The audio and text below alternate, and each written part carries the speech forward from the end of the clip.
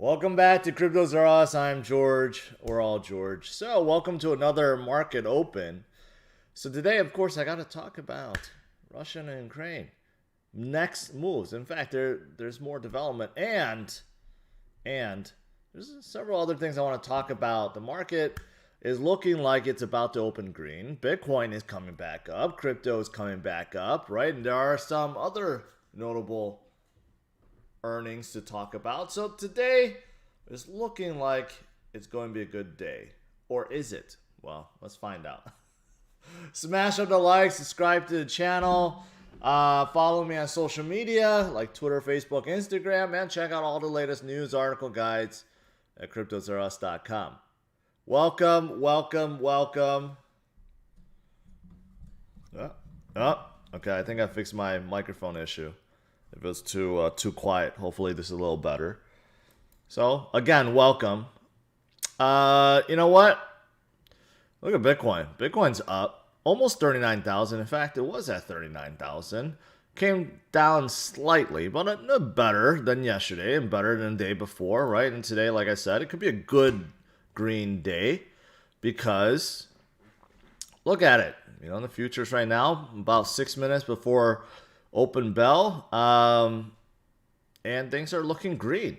Seems like with whatever's going on right now, with the steep sell-offs, you know, traders are coming back because they can't stay away from the opportunities, right? I've been talking about opportunities, specifically with crypto, but there are a lot with stocks as well. I mean, everything has been sold off for so long, so we're finally seeing like a mini relief rally, but it's early, right? Sometimes futures start green and then the market just turns red all of a sudden, right? We have seen that plenty of times. So let's see if the market holds today. All right, so with about 5 minutes left before market open in the US, what else going on? Well, let's of course talk about what's going on with Ukraine and Russia and the US. Several other things.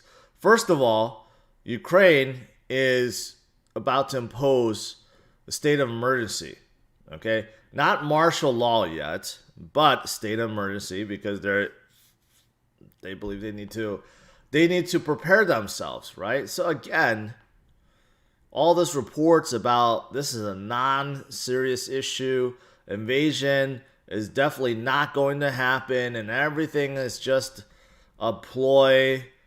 I don't know. It just seems like it's no longer because even Ukraine is about to impose state of emergency. NATO is taking this very seriously. US and UK are both taking this very seriously. In fact, UK and Boris Johnson just stated that they will provide Ukraine with further military support, including a lot of weapons. So the UK is definitely very serious about this. Biden just had a press conference yesterday about more sanctions against banks and debt, basically cutting off Russia from getting or borrowing money from the U.S. or basically any NATO nation, right? I think that's what it's leading to. So a lot of this is still escalating. So there's still a lot of uncertainty. So even though today it does look like the market is going to open in green, which is good, and hopefully we do get a small rally with Bitcoin and crypto. Maybe we could push past 40,600. That would be pretty good. If we could stay in this range between 40,600 and 45,600, this range, that would be fantastic. So if we could push above here and utilize the support, which could happen, that would be great. But overall, this situation is not getting any better. And Germany, of course, I mentioned this yesterday.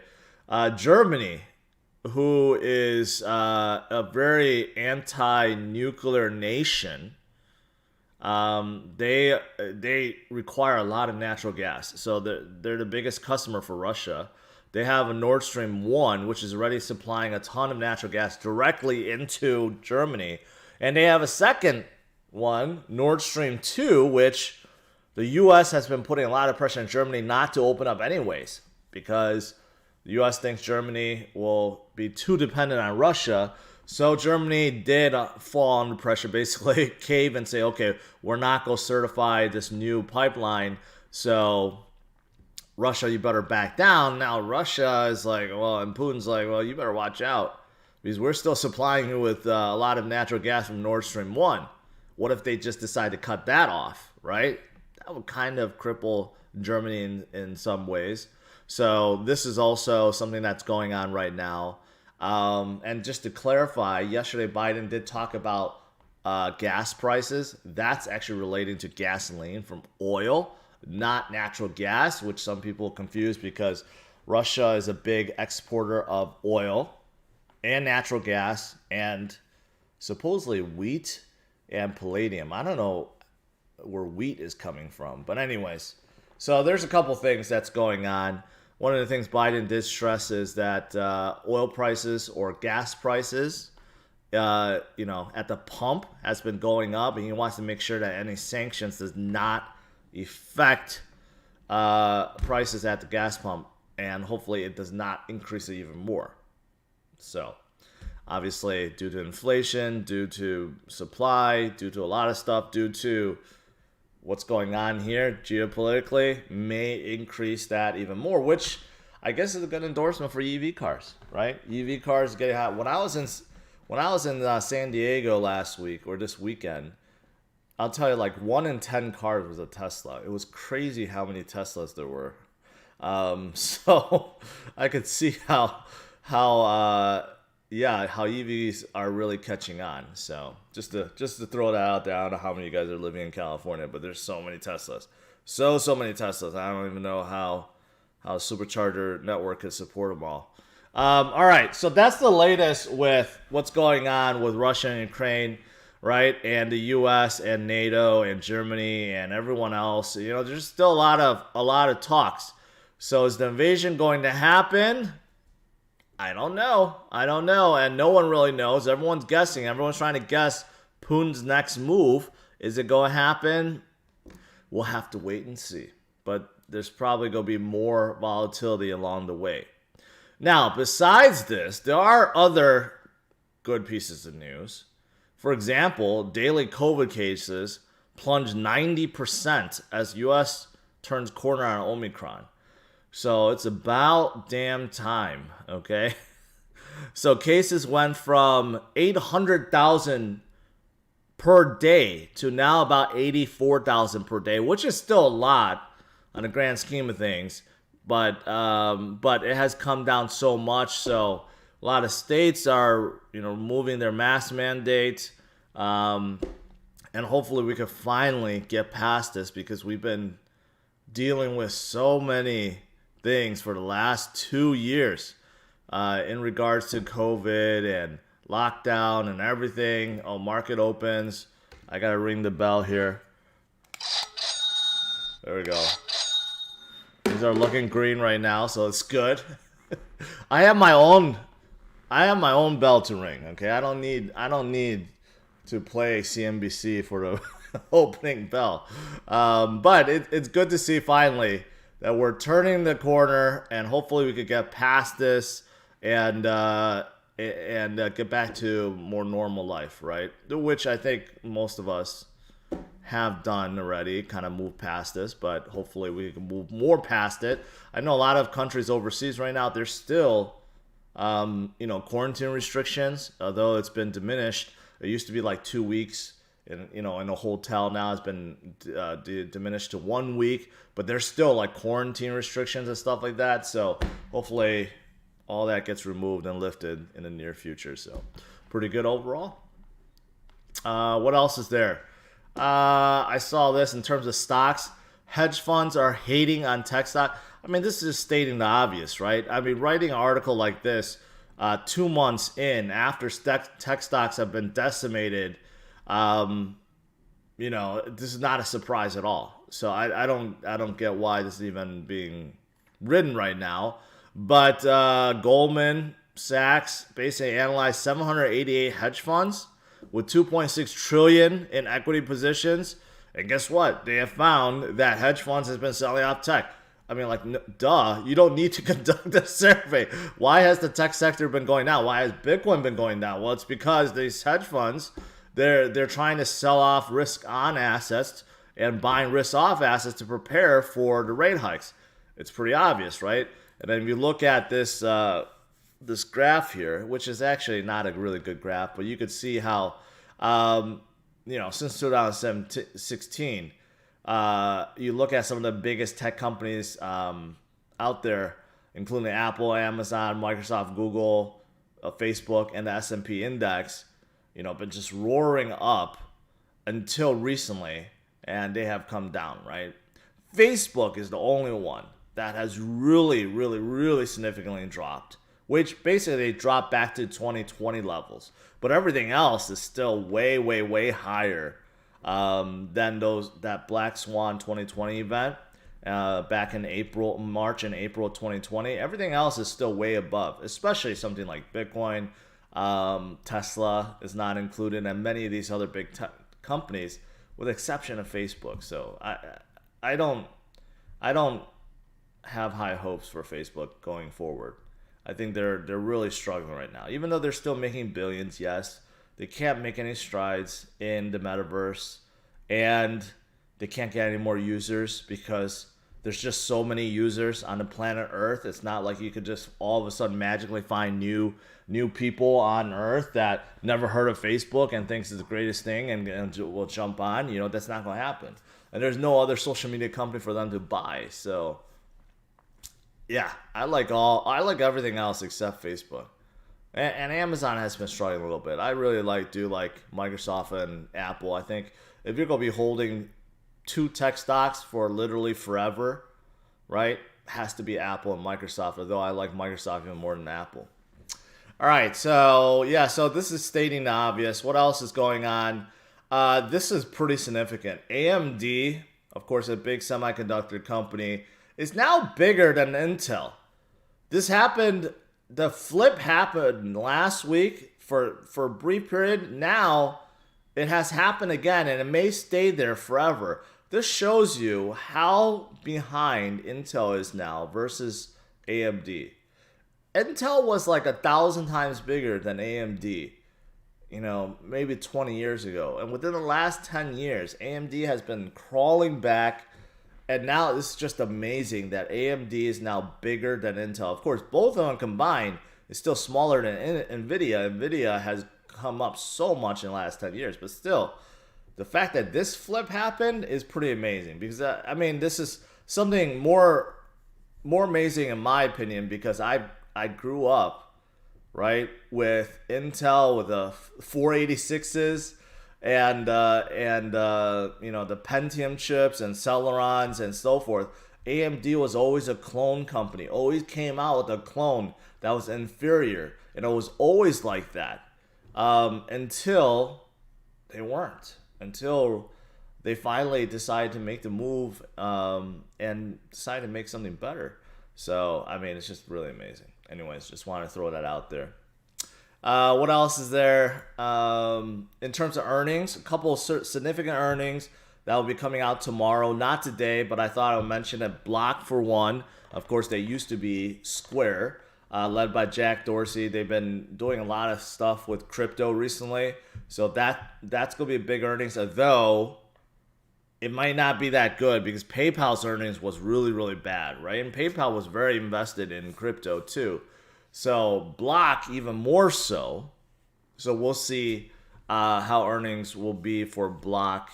Hopefully it's better than PayPal, because PayPal, man, they have been absolutely slaughtered after the earnings, and recently with all the tech sell-off, PayPal has been absolutely slaughtered. Let me see if I can bring them up. I don't have them on my list here, but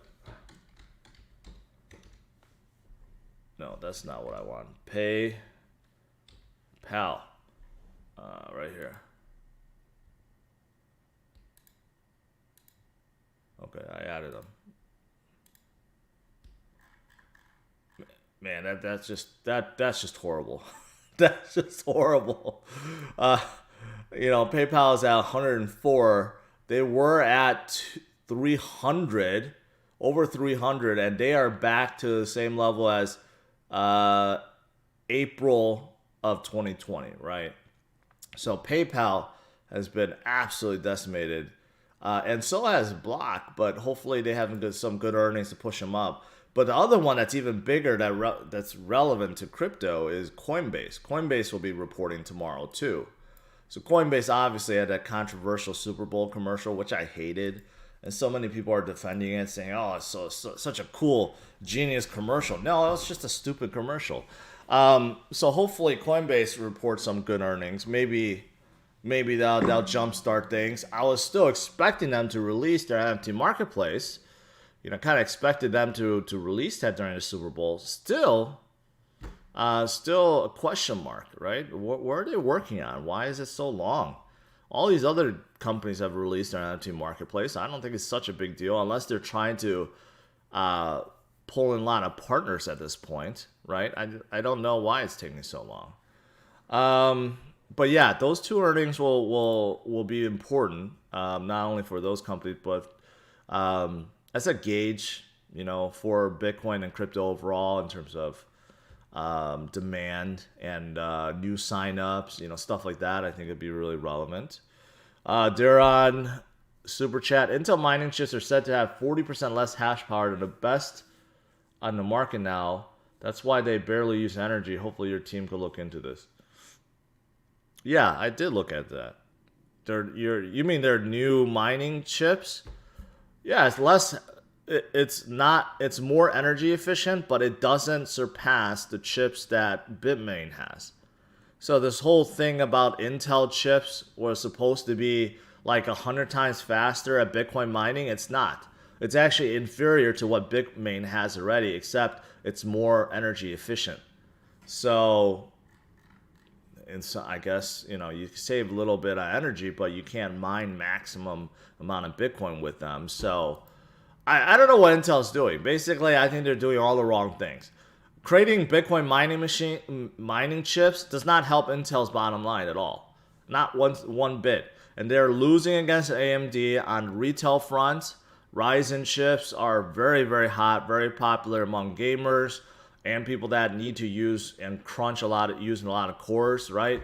Intel still holds on to the enterprise space, but pretty soon, maybe not either. And they're definitely losing on a mobile front and a GPU front because AMD, they bought ATI, and now, AMD and NVIDIA cards are the hottest cards, and Intel has no GPUs either. So I don't know what Intel's doing. I would not be a holder of Intel stock. I'll tell you that. Yeah. All right, last few things I want to talk about. You better buy some Bitcoin according to Canadians. So obviously recently a lot of talk about Prime Minister Trudeau and his overreach of things in terms of trying to freeze people's accounts, labeling them as terrorists, and preventing them from getting new jobs and basically operating in society if you're deemed one of those, if you're flagged as one of those guys that helped the truckers or the movement, which is really ridiculous. So it actually helped a lot of people. It opened their eyes and made them invest more into Bitcoin. So actually the Bitcoin ETFs that exist in Canada, like Purpose, right, has been skyrocketing because of it. So even though it seems like Canada is also negative on crypto because they reached out to some exchanges and asked them to flag addresses and freeze accounts and stuff like that. Even Jesse Powell said that. He's the CEO of Kraken. Kraken was asked to comply with some of these stuff that the government was looking for, right? But even though all that was going on, a lot of people said, you know what? This is why Bitcoin is better. And a lot of people put their money where their mouth is, and they decide to put it into Bitcoin ETFs. So pretty positive. But yeah, I say the whole situation is still iffy. I don't know what the end result is for that. I mean, it seems like the blockade is over already. People are getting back to normal, but still there's there's this overreach that's still happening, right? But it's a big endorsement for Bitcoin and crypto and decentralization, right? And self custody wallets. So pretty good overall. And then lastly, saw this headline: institutional inflows trickles back into Bitcoin but out of Ethereum. So this is kind of interesting. It kind of makes sense. Whenever there's fear of FUD, right? Bitcoin dominance. This is why I always talk about Bitcoin dominance and the relevance of it, because if Bitcoin dominance goes up, guess what's happening, right? The altcoins are selling off more than Bitcoin. Or Bitcoin is pumping higher than they are. But recently it's because altcoins are just selling off more, right? So people still trust Bitcoin more, still believe Bitcoin is the big dog. And myself included, I think Bitcoin is the only crypto that for sure will be around in the next 10, 20, 30 years. Everything else, you just don't know, right? They could be replaced with something else, but nothing's going to replace Bitcoin. So this is showing how more money is flowing out of Ethereum and other cryptos into Bitcoin. That's not a surprise. It's really not at this point. So yeah, so that's what's going on. The markets is still green, though not as positive as, say, 10 minutes ago. Let's go back to Bitcoin here. Bitcoin is still a little bit under 39,000, still in a moving good. Looking at someone like Tesla, which has also been sold off a lot recently. They're kind of struggling at 800. They might crawl back under 800. If you look at where they were back in 2020, April, March of 2020, they were, well, geez, man, they were under 100. So there's almost no chance they're going to fall back to the April 2020 level. They would have to crash from 800 down to like 100 something for that to happen. That's not going to happen. So Crypto Cyclops, welcome. What else is there? If you look at someone like, I mentioned about Block with their earnings coming up. Yeah, they have been decimated. So if you look at, they are at June of 2020 levels. So they haven't fallen more. If tomorrow they have some horrible earnings, they could probably fall back into the 70s, like somewhere around here.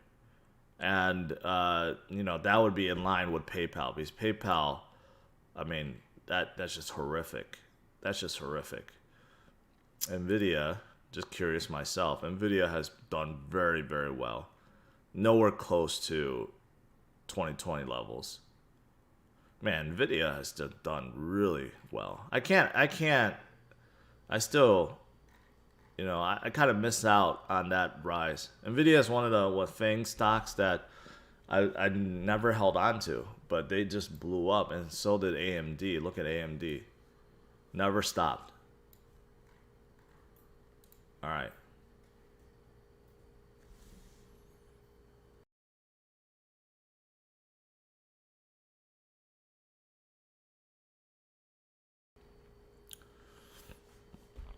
I have no idea what B-Rise is. Gas is almost $6 a gallon in my country, Bahamas. Hey, I was just there. Although I didn't have to I didn't have to pump any gas. So, but yeah, even here in the States, it's like $4. And in California, it's 5 something. When I got my rental car, they're like, hey, you could go choose and pay at 5 something or almost $6 something. Or you could prepay at 5 something. So I'm like, all right, I'll prepay. So gas is definitely coming up in a big way. I don't think I've ever seen, I think even over the last few decades, the highest it was around my area was about $5. A little bit above $5. I don't think I've ever seen $6 gas or $7 gas. But with everything going on, that's going to happen. I'm surprised it hasn't happened yet with inflation, but with this thing with Russia, and if they cut off oil exports or it's being forced to be cut off, there could be more. Intel, Danny says Intel is finally bringing out some good stuff this year, though. Are they really? I don't know. I don't really follow the latest chips anymore, right? So I was always still an Intel guy. Like my last few computers, all Intel chips. I'm still using an i9 right now, right? It's kind of like outdated, but there's so many generations of i7s, i5s, you know. But from all benchmarks, it seems like Ryzen is still like dominating. What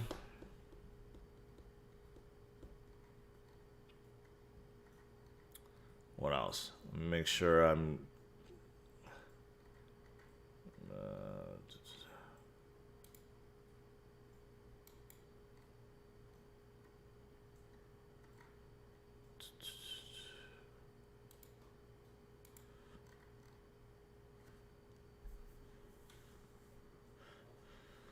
Apple dealt a huge blow to Intel when they moved to in-house chips. I don't think that's it. Apple doesn't make that many iMacs, at least not compared to, you know, the other companies like Dell and everyone else, right? Apple stuff has always been, you know, high end. Even their laptops, their laptops are fantastic, but you know, they just don't sell nearly as many. So I don't think that was the downfall of Intel. I think they just kind of screwed up. Did you see Kevin's Lucid Air video? I did not. I saw a tweet from him saying that his steering column broke or something like that. So that would be really bad. I mean, Lucid is a brand new company. Quality control issues is probably going to be not the greatest. But you shouldn't have a car that just ends up, you know, not being drivable immediately. So it'll be interesting to see. People like to pick on Tesla for quality control issues, but you know, it's not easy to create a new car, a new type of car, right? A new model, and really scale it. You know, if you look at, I don't know, Toyota, you look at you know, the Germans, right? VW or Audi or Mercedes, BMW. You look at the Japanese Honda and the Koreans, you know, like Hyundai. You know, they've been making cars for so long, and they have so many factories that are so fine-tuned. So, of course, you know, quality control in terms of like body gaps and just fit and finish and stuff like that, of course, is going to be better. But you know, Teslas are improving, but it still gets ripped on by so many, right? But if you look at Rivian, how many cars are they going to deliver? 1,000 this year. Lucid Air, they claim they're going to deliver 200,000 cars this year. I doubt it. The waiting time for Lucid is insane. So all these other new companies that are supposed to be Tesla killers, are they really? What about the infrastructure? What about the batteries, right? Can they get enough batteries? What about the charging stations? Are they going to be as plentiful as, you know, Tesla supercharger stations? Probably not. Andrew, thank you. CA Tesla owner here. If you can afford Tesla, you can afford solar power. Most of us get free charging at work and home. Don't need to supercharge that much. I don't disagree with you there, Jason, but I think solar is stupid. You know, from a money perspective, from saving the environment, I get it. From a money perspective, it takes you like 20 years to pay off your solar panels. Like you have to use your solar panels like 20 plus years to make back what you spend on the panels, even with the federal like grants and stuff like that. I think solar is just makes no sense, 0 cents at all. Especially if you go get it to charge your Tesla, or you charge your Tesla battery wall or whatever power wall. Makes 0 cents, 0 cents from a financial standpoint. Anyways, I think today's stream is long enough. I'll let you guys go. Overall, today's a green day so far, and it's good because we need kind of a breather. Although it looks like the market is starting to trend down a little bit. Bitcoin is still kind of holding around 38.8, but you know what? There's still a lot of uncertainty right now. It's not a lot of stuff going on geopolitically And I didn't even talk about the Fed. You know, there's a lot of stuff, still a lot of stuff swirling about what's going to happen next month with the FOMC meeting, right? There's still a lot of stuff going on. So, you know, make sure you guys stay strong. There's plenty of opportunities right now, right? And if you can, take advantage. But overall, we need to be in the game. Smash the like, subscribe to the channel. I will see you guys in a few hours, 11:45 a.m. Central Standard Time. Take care, guys. Bye.